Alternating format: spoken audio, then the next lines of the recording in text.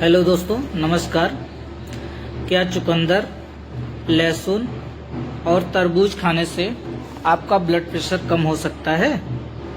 इस प्रयोग को जानने के लिए लंदन में एक ग्रुप पे प्रयोग किया गया, जिसमें 28 लोगों का एक समूह बनाया गया, जिनका औसत ब्लड प्रेशर 130 से ऊपर रहता था।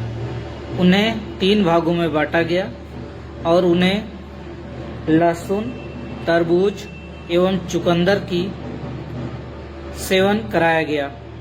पहले ग्रुप को 1 हफ्ते बाद ग्रुप को चेंज किया गया, फिर आपस में यही चीज़ें दी गई। फिर 1 सप्ताह बाद वापस तीसरे सप्ताह में उनको रोटेट किया गया। इस प्रयोग के बाद देखा गया कि ये सब सेवन करने के बाद उनके ब्लड प्रेशर में गिरावट पाई गई। जैसा कि इस प्रयोग के दौरान सभी सदस्यों की जिंदगी का जो सामान्य ब्लड प्रेशर पहले रहता था 133.6 mm पाया गया था। चुकंदर खाने वाले समूह का औसत ब्लड प्रेशर 128.7 mm पाया गया, जबकि लहसुन खाने वालों का 128 पाया गया। इस प्रयोग के आधार पर देखा गया कि चुकंदर और लहसुन खाने से हार्ट अटैक का भी खतरा कम हुआ। ब्लड प्रेशर में हुई गिरावट यदि ऐसे बनी रही तो स्ट्रोक और हार्ट अटैक का खतरा 10% तक घट सकता है। जी हाँ दोस्तों, ये एक प्रयोग के माध्यम से पता चला। जैसा कि तरबूज का जो लोग सेवन किए थे उन पे ये प्रभाव नहीं दिखा। उनका अधिकतम ब्लड प्रेशर 129.8 तक ही आया, क्योंकि तरबूज में प्रचुर मात्रा में पानी पाया जाता है। तो आप जब भी लहसुन या चुकंदर का प्रयोग करते हैं तो उसे सेवन करने के लिए प्रॉपर वे पे उसका सेवन करें, क्योंकि जो चुकंदर में नाइट्रेट पाया जाता है वो हरी सब्जियों के साथ मिलता है। लहसुन में एनेसिलिन पाया जाता है। वो इस बात पे निर्भर करता है कि हम उसका प्रयोग कैसे करते हैं। जी हाँ दोस्तों, चुकंदर को बारीक काट लें और उसे बिना पकाए सलाद के माध्यम से कच्चा ही खाएं, क्योंकि कच्चा खाने पे जो उसमें नाइट्रेट पाया जाता है वो खराब नहीं होता है। अगर हम उसे पका लेते हैं या उसे पकाते हैं तो पकाने पे जो चुकंदर में नाइट्रेट पाया जाता है वो पानी के साथ मिल करके खराब हो जाता है।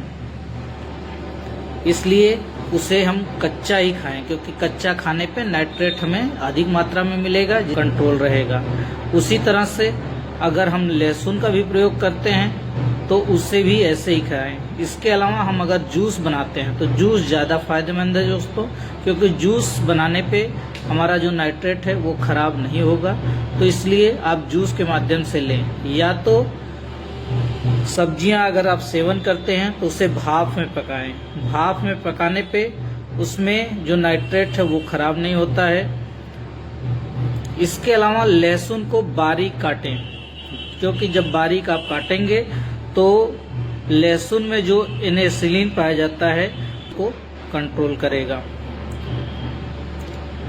तो आप लहसुन को जैसे ही बारीक काटना शुरू करेंगे उसमें जो एनेसिलिन मिला होता है वो तुरंत निकलने लगता है। और ख़ास तौर से इन सब सब्जियों को माइक्रोवेव में बिल्कुल ही ना पकाएं, क्योंकि माइक्रोवेव में पकाने पे ये बिल्कुल नष्ट हो जाता है।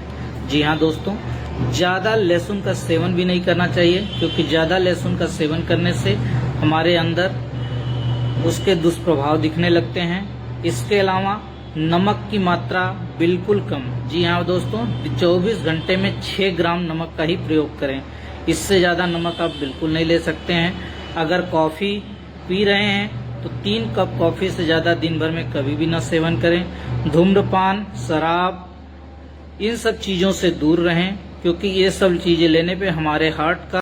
इसके अलावा आप पैकेट बंद ये सब चीज़ें बिल्कुल ना सेवन करें, क्योंकि ये सब भी ब्लड प्रेशर को बढ़ाते हैं।